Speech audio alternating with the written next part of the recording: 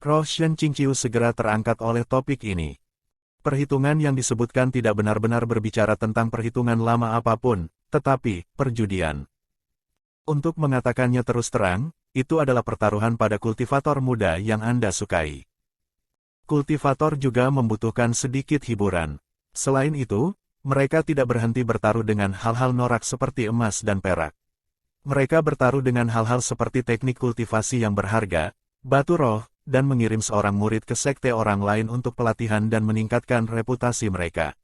Mereka juga tidak akan bertaruh dengan sungguh-sungguh dengan barang-barang penting, tapi itu masih merupakan acara tradisional dan menyenangkan dari konferensi aliansi abadi.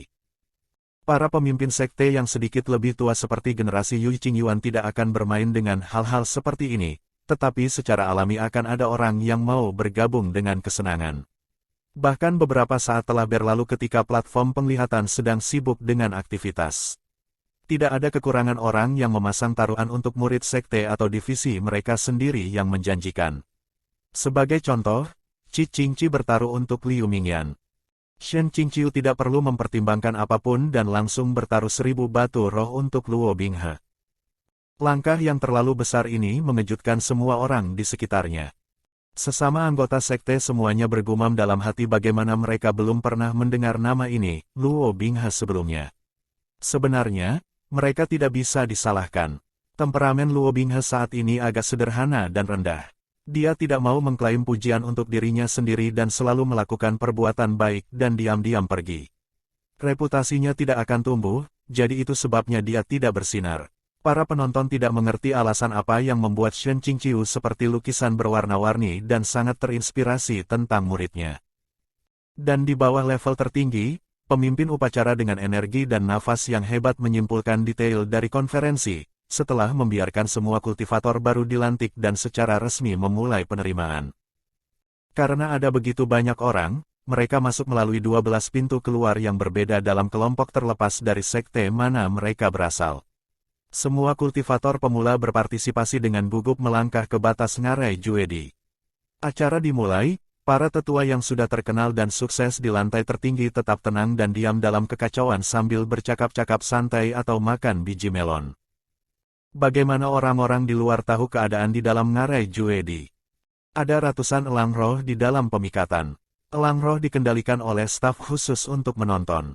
Di cakarnya ada cincin perak bertatahkan kristal khusus.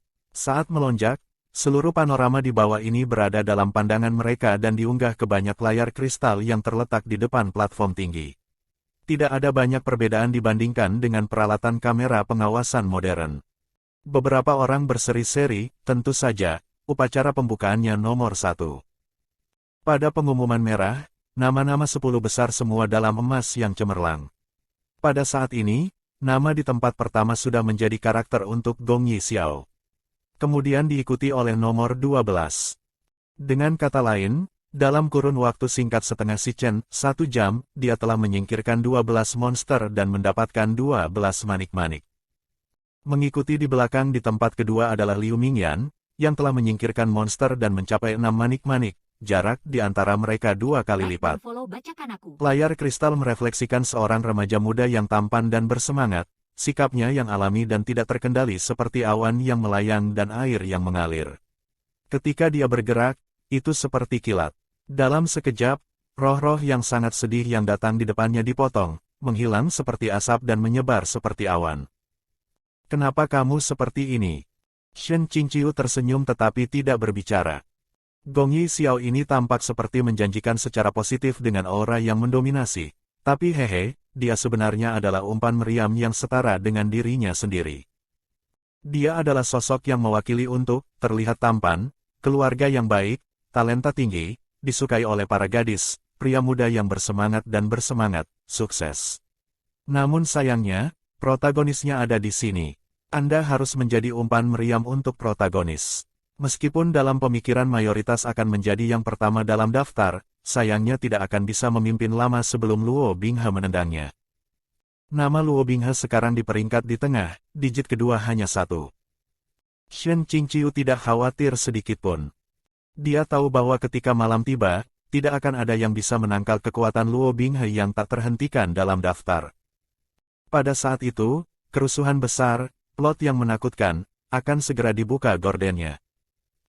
Konferensi Aliansi Abadi, hari pertama, hanya beberapa menit jauhnya dan mendekati waktu Chin, pukul 11 siang pukul 1 pagi. Langit biru gelap, bulan purnama bundar tergantung tinggi di langit. Platform tinggi terbakar dengan lampu. Shen Qingqiu selalu menutup mulutnya tanpa sepatah kata pun, berpura-pura bermeditasi tetapi sebenarnya melestarikan kekuatan dan menyimpan energi. Lalu akhirnya dia membuka matanya. Dalam segudang layar kristal, ia akhirnya menemukan cermin yang memantulkan situasi Luo Binghe saat ini.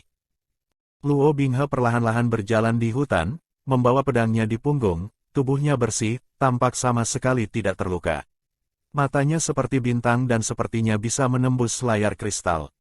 Namun, dia tidak sendirian. Sejumlah besar orang bergerak sendiri atau bermitra dengan seseorang yang mereka kenal. Paling-paling ada 3 murid dalam satu kelompok.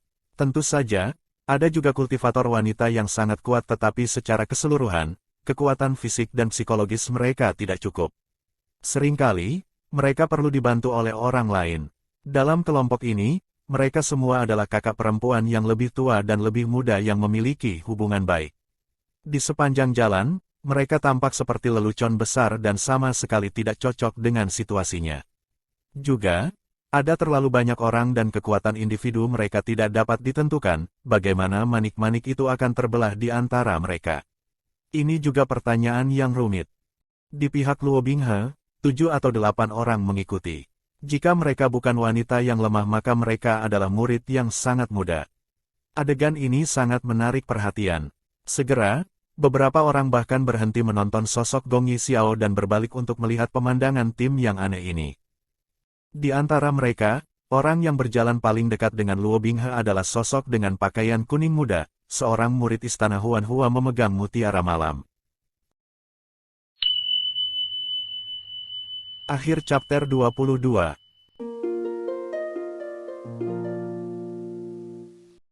Jika Anda suka video ini, silakan like dan subscribe akun YouTube @bacakanaku untuk mendapatkan update audio novel lainnya.